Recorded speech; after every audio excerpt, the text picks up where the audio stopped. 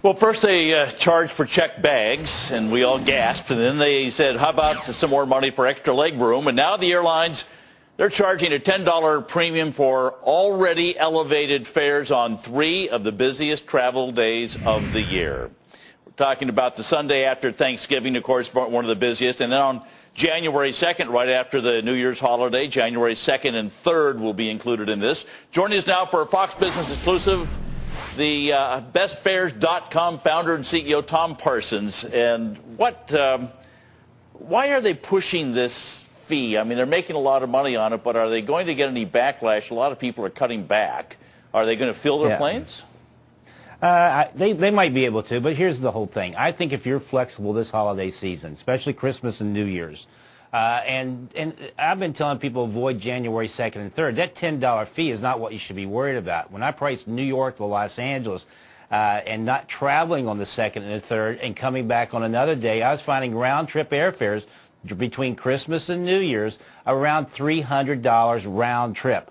Put that Saturday and Sunday in there coming back, and my fare jumps up to about $480, $500. That's a whole bunch more money than $10. Same thing with Florida, those other destinations. I think if you can just avoid those travel days and fly in between. We found between Washington, D.C. and Orlando, round trip between Christmas and New Year's, $180 round trip, all taxes out the door.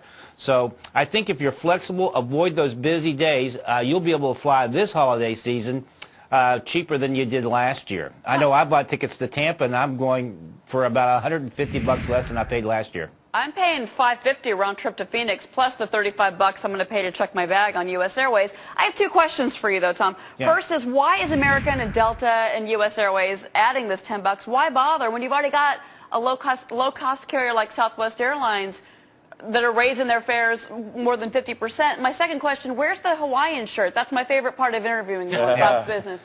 Well, I have to go somewhere that they will require a jacket. Oh, so. well, forget them. Anyway, so why are these guys bothering? I know, but, it comes down to this. There are ways to skin a cat. If you're trying to go to Florida for the Christmas holidays, and you live in New York or Washington, D.C., Pittsburgh, Boston, I got a way to get there for the holidays. You're talking about the airlines. Guess how much they want for a car rental in Orlando, Tampa, or Fort Lauderdale during the Christmas week? This is for a compact. $800 a week. Oh.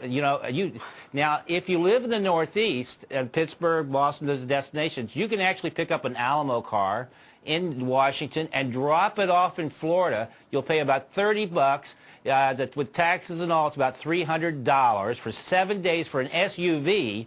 Drop it off at the Orlando airport or the Tampa airport or Fort Lauderdale, fly back home, and a family of 4, if you fly on the right days and travel, you can get the car and the airfare for under $600 versus paying $880 just for the car once you get to Florida. So you might find that a good way to skin the cat. I'll tell you, I was looking around at trying to figure out what to do about holidays in California versus New York, and what I saw, and maybe it's just anecdotally, but I saw many fewer flights available than last year. Are they severely cutting back?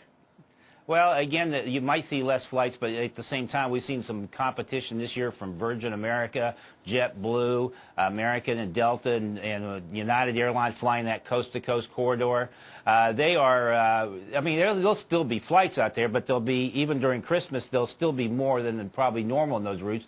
But I think what you have to do is the whole trick is the flexibility. Again, if you go now, it's $238 round trip. You fly midweek during Christmas, you're going to find it $338. You want to come back on the 2nd or 3rd of January, you're going to pay about almost $500, and that's why you've got to avoid those busy travel days. So the more flexible you are and the more you poke around, and I learned that word from Southwest the other day. They said, go poke around, you'll find some good deals, and I did.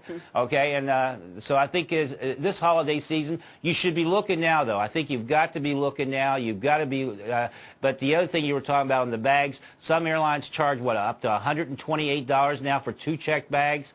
Don't ever bring it over 50 pounds. United will hit you for 2 bags in for maybe $600. So bags is a very important thing. Be careful in checking. Pack light and look for those deals. And if you live up in the Northeast, I'd take advantage of that Alamo one-way drive. That's a heck of a steal. Drive. Okay? All That's right. a steals on wheels. All right. Tom Parsons, bestfares.com. Thanks, Tom, very much. Thank you.